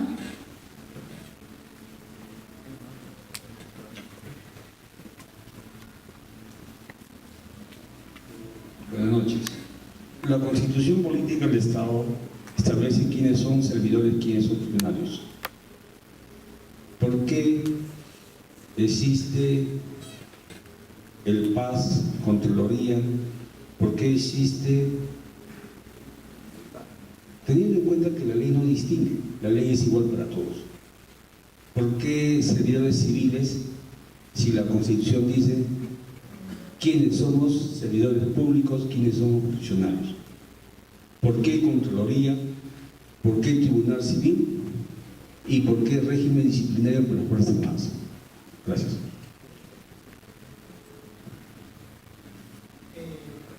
Efectivamente, la Constitución Política del Estado habla de funcionarios de libre de elección popular y de libre designación, como son el defensor del pueblo, el presidente de la República. En el caso de estos funcionarios, se rigen por la Ley Orgánica del Poder Ejecutivo. Ahora, en el caso del alcalde y gobernador regional, se regulan por el reglamento interno y las sanciones previstas por el Consejo Regional o por el Consejo Municipal. En su caso también hay sanciones a través del Jurado Nacional de Elecciones para vacancia por situaciones de inmoralidad. En el caso de los demás servidores públicos o funcionarios designados como un gerente municipal, se ajustan a lo que es el procedimiento administrativo disciplinario y el procedimiento administrativo sancionador del PAS, con la Contraloría. En este punto es importante, ¿saben por qué? Porque el problema era del non bis in idem, porque a un servidor público le pueden hacer un proceso administrativo disciplinario y un procedimiento administrativo sancionador. Y la única solución que han dado es de que si llega un informe de control, el secretario técnico de la entidad debe iniciar el proceso administrativo disciplinario hasta que Contraloría le comunique que ha perdurado un proceso administrativo sancionador. Entonces, por eso te decía un poco que lo que el derecho disciplinario debe cautelar es la vigencia de la norma, porque el principal sustento para decir que no se afecta el principio de non bis in idem es el siguiente. Cuando hablamos del principio non bis in idem, hablamos de mismos sujetos, ya, son los mismos sujetos, perfecto. Mismos hechos, son los mismos hechos, perfecto. Entonces, hasta ahí es non bis in idem, pero ahí dice, en la tercera parte dice fundamento, y el Tribunal Constitucional dice el fundamento implica el bien jurídico que se protege. Entonces, allí el problema está, ¿y quién es la Contraloría? ¿Y quién es una autoridad administrativa con capacidad de autotutela para establecer qué es un bien jurídico y cuál bien jurídico se afecta? De esa manera, el principio del non bis in idem se vacía, no nos sirve, es inútil. Entonces, esa interpretación del principio non bis in idem ha hecho que se creen dos procesos administrativos disciplinarios. ¿Por qué? Porque consideran que las entidades públicas no tienen la capacidad para sancionar a sus funcionarios. Ahora, ustedes pueden decir, pero doctor, la corrupción está avanzando. Está bien, como el mismo doctor Juan Romero indicó, la Contraloría de la República ahora inicia procedimientos administrativos disciplinarios por situaciones que son a veces totalmente descabelladas. Por ejemplo, les cuento un caso. Compran un tomógrafo para un hospital. El tomógrafo está vigente, está siendo utilizado por el hospital, pero Contraloría viene y va a cuestionar el procedimiento para la adquisición de este tomógrafo, que está operativo y sirve. Y se da cuenta y dice, un momentito, aquí hay un memorándum, y este servidor ha firmado el memorándum, y como consecuencia de este memorándum, le ampliaron el plazo para entregar el tomógrafo a la empresa contratista. Por lo tanto, el médico que firmó este memorándum y que generó la ampliación del plazo, se le debe sancionar. Adivinen con cuántos años. Ya salió el informe final, 5 años de inhabilitación. Y ustedes lo miran, ni siquiera decir, seguramente le habrán dado algo de dinero. Es un médico, está trabajando ahora en el Goyeneche, con un sueldo de 5.000 soles, no más. Tiene su carro, pero su carro es simple, tiene familia, hijos. Es una persona totalmente sencilla. No tiene por ningún lado dinero para decir que hizo un acto de corrupción. Pero le van a sancionar con 5 años de inhabilitación. Y la inhabilitación va a ser registrada en el registro nacional. O sea, en todo el país es inhabilitado. Eso es lo que está sucediendo con el PAS. Y eso es porque se ha vaciado el principio de non bis in idem, creando procedimiento tras procedimiento. Y eso lo que indica el doctor es básico, porque si la Constitución habla de funcionarios y servidores públicos, todas las distinciones que hacen solamente son para establecer sanciones. Pero si ustedes ven, el presidente y el alcalde no les alcanzan esos procedimientos. Entonces tú dices, ¿cómo es posible eso? ¿Y por qué a un servidor simple que presta servicios al Estado sí se le aplica? Existen actos de corrupción, no lo dudamos, pero como ustedes saben, un principio de presunción de inocencia. Todos somos inocentes, mientras no se presuma lo contrario. Bueno, quería añadir algo. Lo que ocurre es que, como siempre, importamos algunas instituciones, ¿no es cierto? Entonces, este poder sancionador de la Contraloría es importado de países como, por ejemplo, Colombia, cuyo órgano de control tiene a su vez la potestad sancionadora, pero además es discutible porque el órgano que de alguna manera debe de ser neutral, porque si ustedes revisan la ley orgánica, la ley del Sistema Nacional de Control y Orgánica de la Contraloría establece distintos principios del Sistema Nacional de Control. Uno de esos principios es el de presunción de inocencia, lo que decía el profesor José María, y el de legalidad. Entonces tenemos, y el de imparcialidad, y tenemos a la vez que quien detecta una infracción es a la vez el que sanciona. Entonces, esta garantía de imparcialidad es un tanto cuestionable. Y es un tanto cuestionable no solo porque la dogmática así lo ha denunciado ya en nuestro país, sino porque se evidencia que ciertas circunstancias son muy gravosas para los presuntos infractores. Es decir, como se refirió, de una pequeña infracción, un posible desliz, se quiere castigar como si fuera el más corrupto de los corruptos, ¿no es cierto? Y yo creo que allí un poco que los recursos públicos también se dilapidan, es decir, la Contraloría se le pasa los más grandes corruptos, los sistemas de corrupción más grandes, y se dedica a determinados funcionarios a sancionarlos, ¿no? Entonces, y son millones de millones los que tiene la Contraloría, su presupuesto va incrementando año con año y no vemos una satisfacción o un control efectivo, ¿no? Entonces yo creo que las cosas deben de cambiar a este respecto. Y también, como les decía, es mi opinión que todo este marco normativo lo que genera son desincentivos, es decir, gente bien cualificada prefiere estar en el sector público que en el sector privado que en el sector público. Y los que están bien cualificados en el sector público, como en el caso posiblemente del médico que hablaba el profesor José María, que quizás tiene estudios, no quiere ejercer cargos de dirección, porque ejercer un cargo de dirección comporta riesgos, y riesgos que podrían afectarle significativamente, ¿no es cierto? Entonces, eso me parece que es una distorsión que habría que revisar y que requiere urgente revisión. En otros países, yo recuerdo que un amigo me comentaba, por ejemplo, la Corte Suprema de los Estados Unidos, ¿no? ¿Quiénes entran a la Corte Suprema? Los mejores alumnos de las mejores universidades, de las mejores facultades de Derecho.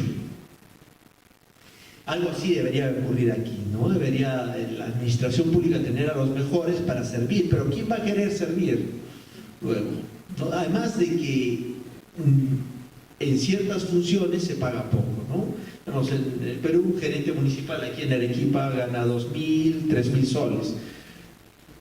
Si alguien se capacita lo suficiente, prefiere ser asesor, gana 3, 4 veces más y no está en este problema, y se pierde calidad en la prestación de los servicios.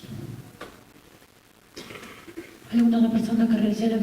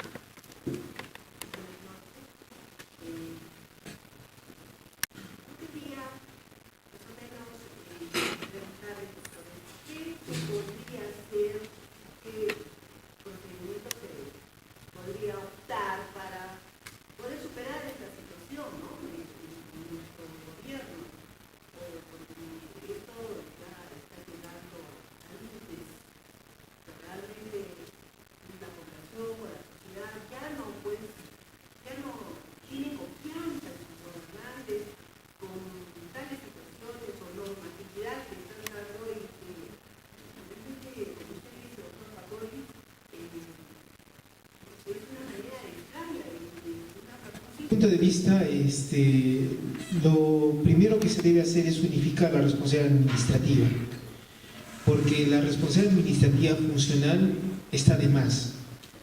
Problemas graves tiene, porque cuando apelas, en el caso del procedimiento administrativo sancionador ante Contraloría, se va al Tribunal de Responsabilidades Administrativas Funcionales.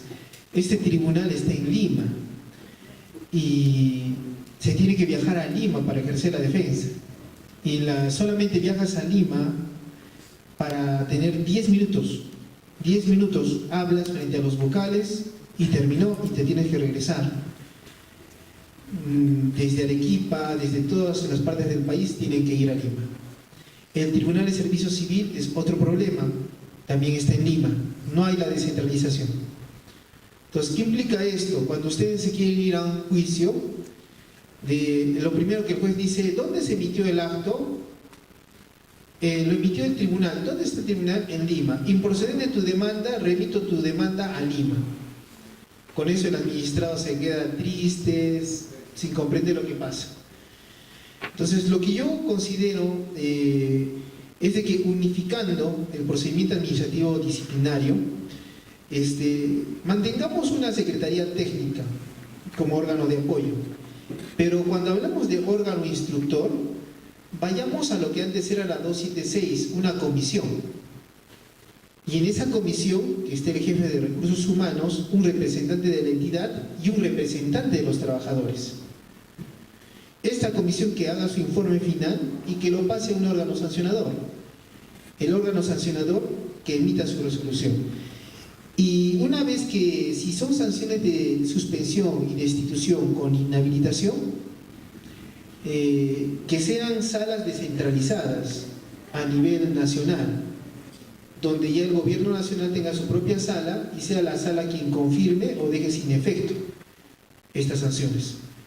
Es ese tipo de procedimiento, pero no dos procedimientos. Esas son las observaciones que yo le daría en este caso. Quisiera añadir una cuestión.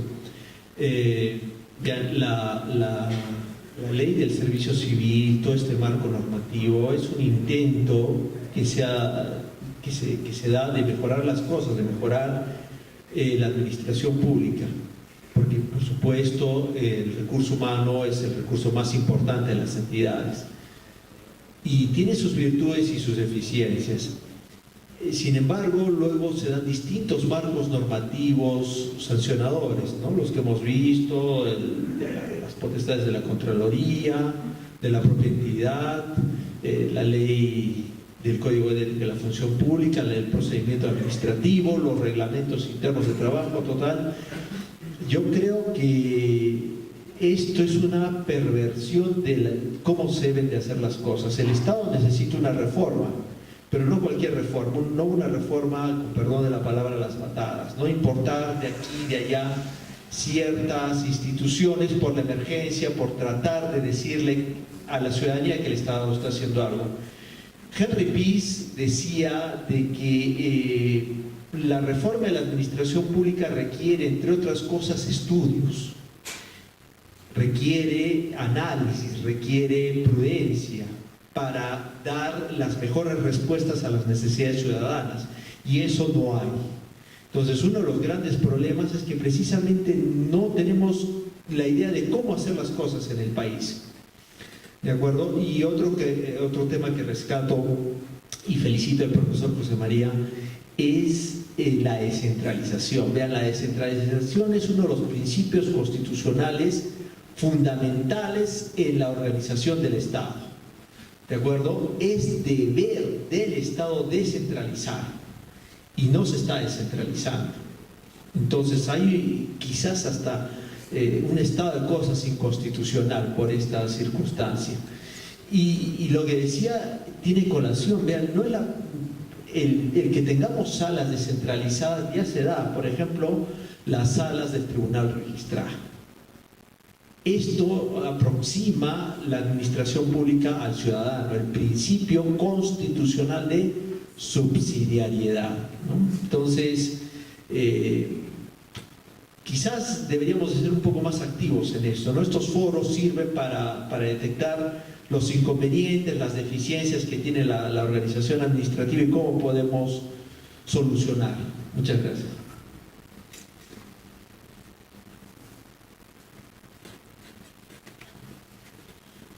Luego pasamos por atrás para puedan realizar sus preguntas, no se preocupen. Buenas noches, señores expositores, doctores, muchísimas gracias por su ilustración.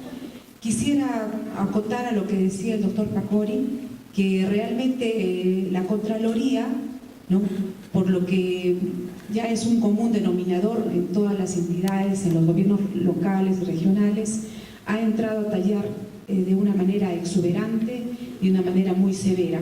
Quisiera acotar a lo que usted hablaba, ¿no?, de ese médico, ¿no? Inclusive los funcionarios, ¿no?, están sin incentivos realmente, ya no quieren pues cumplir una función ni ser parte de un comité. y es algo tangible, ¿no?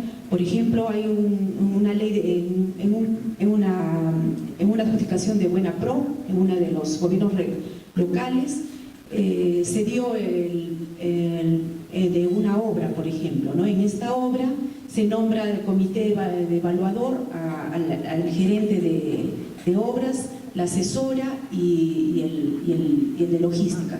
Sin embargo, cuando hacen unos supuestos hallazgos que se ha adjudicado la Buena Pro y de una manera no adecuada, ¿no? Sancionan por ejemplo al gerente del área usuaria, ¿no? Con 5 años de inhabilitación, los mismos años para la persona que no tiene ni conocimientos de lo que son aspectos técnicos, porque si era una obra. En todo caso, entonces, vemos acá que hay una desproporcionalidad de lo que es realmente una sanción. Y más aún cuando, por ejemplo, se va hacia Lima y se hace la apelación con el patrocinado. ¿Y qué sucede? En la apelación, usted mismo lo sabe, ¿no? Es económicamente un perjuicio y un agravio para la persona sancionada. Y sin embargo, el jueves se hace el informe oral y el martes ya están en Arequipa notificando. O sea, quiere decir que ya estaba preparado. Entonces, eso lo estamos viendo día a día.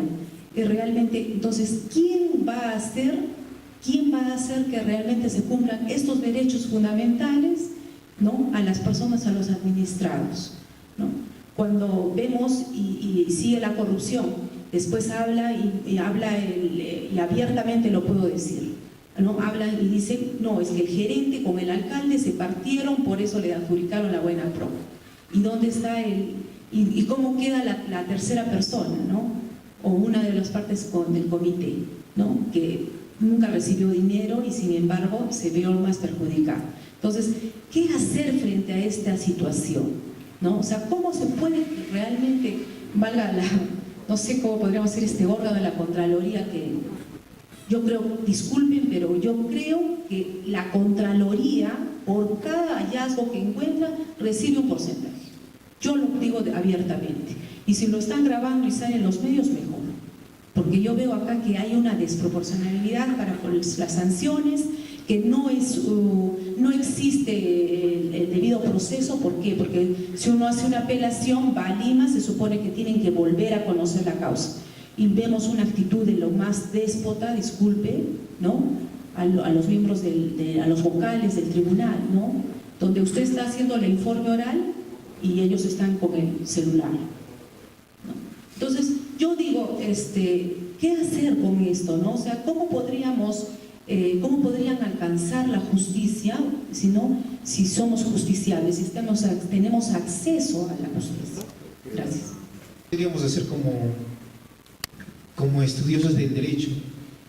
Lo que a mí se me ocurre es de que presentar una acción de inconstitucionalidad a través del Colegio de Abogados, pidiendo que se deje sin efecto el procedimiento administrativo sancionador, el PAS, porque estaría afectando varios derechos fundamentales.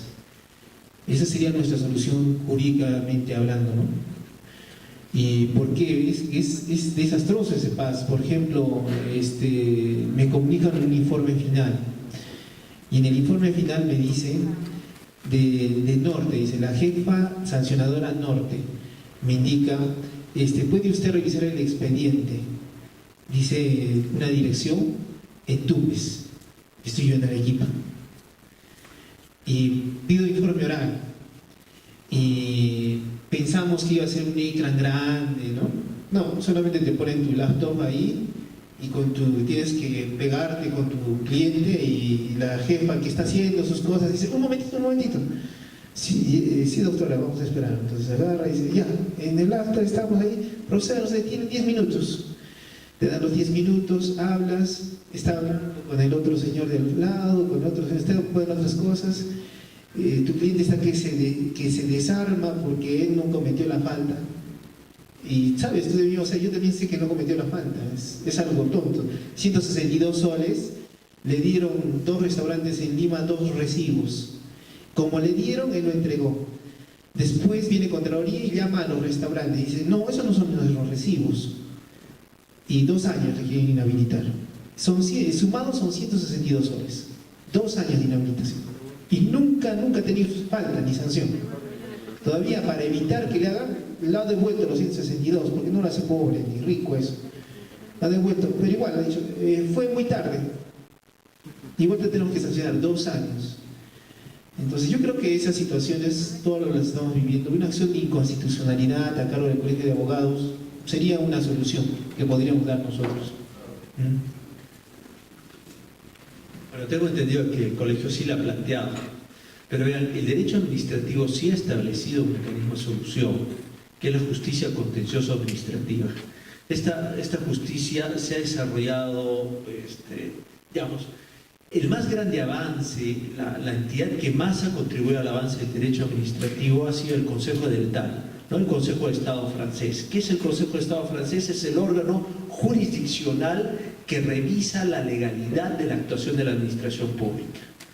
Lo que ocurre es que en el país no tenemos una justicia contencioso administrativa debidamente formada. Vemos aquí en Arequipa que resuelven causas de lo contencioso administrativo jueces civiles o jueces laborales, que ni siquiera entienden la complejidad del derecho administrativo. Un juez civil tiene que estar resolviendo materia tributaria, sancionadora, materia medioambiental.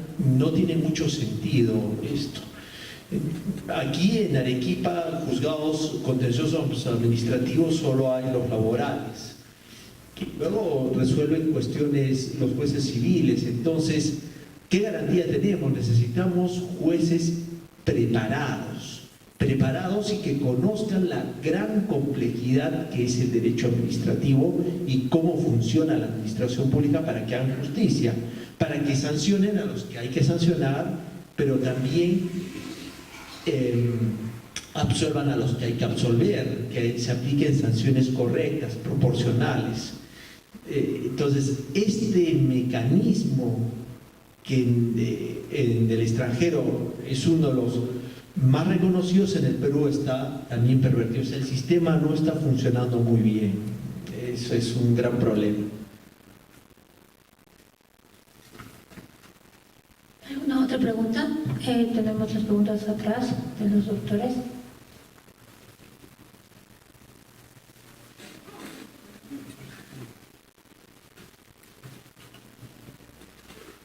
Doctores, buenas noches. Lo que yo quería preguntarles son 2 preguntas. Una es si a un servidor público lo han sancionado 2 veces por la misma falta, ¿qué procedería? Y la segunda pregunta sería si, como mencionó, el jefe del área no informa sobre la falta que se ha cometido, o si es él mismo quien ha cometido la falta, y en este caso su jefe inmediato sería el gerente, no sabe del hecho. ¿Cómo se podría proceder en esos casos?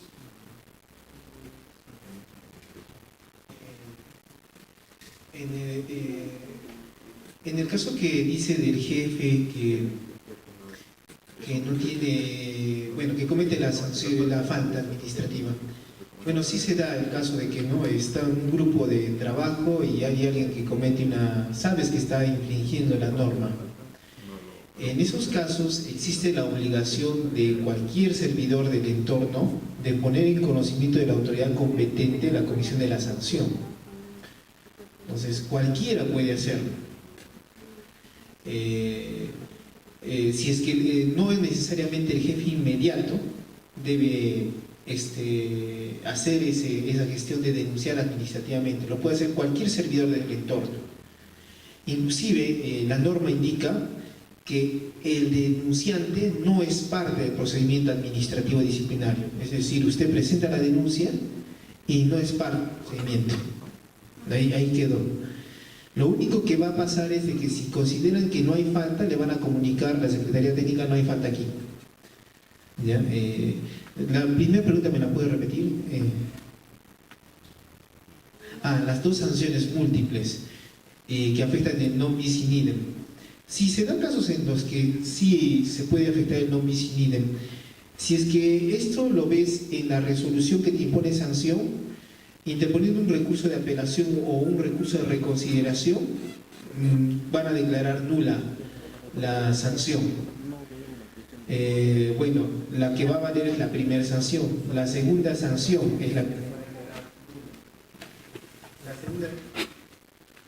la segunda sanción es la que se declara nula. La primera queda, la segunda se declara nula. Si es que estás en segunda instancia, entonces será el juez el que en una demanda contenciosa administrativa evalúe, o en una acción de amparo evalúe, y en su caso va a declarar la nulidad. Ahora, si una cosa es la imposición de 2 sanciones y otra cosa es el trámite de 2 procedimientos antes de la sanción. Entonces, si hay el trámite de 2 procedimientos, tienes que informar.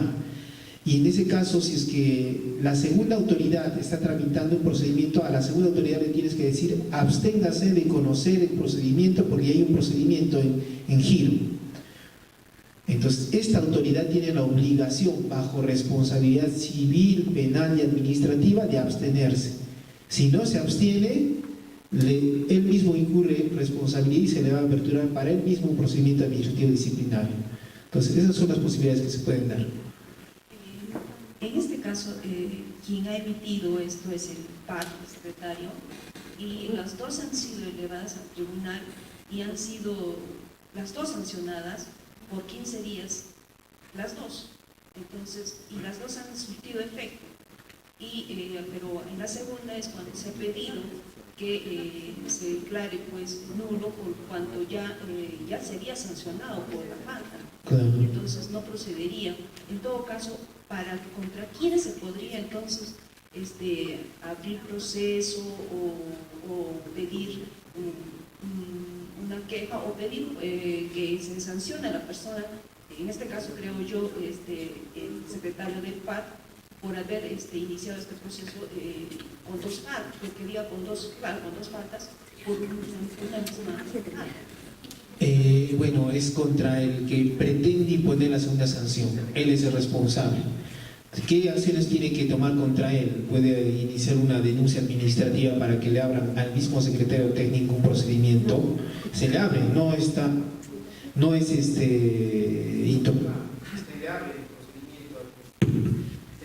se le abre el procedimiento administrativo al secretario técnico. Adicionalmente, usted puede interponer una denuncia penal por abuso de autoridad, o si usted le dijo hay otra sanción impuesta por lo mismo, una denuncia por omisión de funciones. Ahora, si es evidente, porque el non bis in idem es un derecho constitucional derivado del debido proceso, podría iniciar una acción de amparo para que con una medida cautelar suspenda todo. Son posibilidades que puede tener usted. Sí. José María Pacori Cari y el doctor José Romero Anguerri por su excelente exposición. Les pedimos con un fuerte aplauso.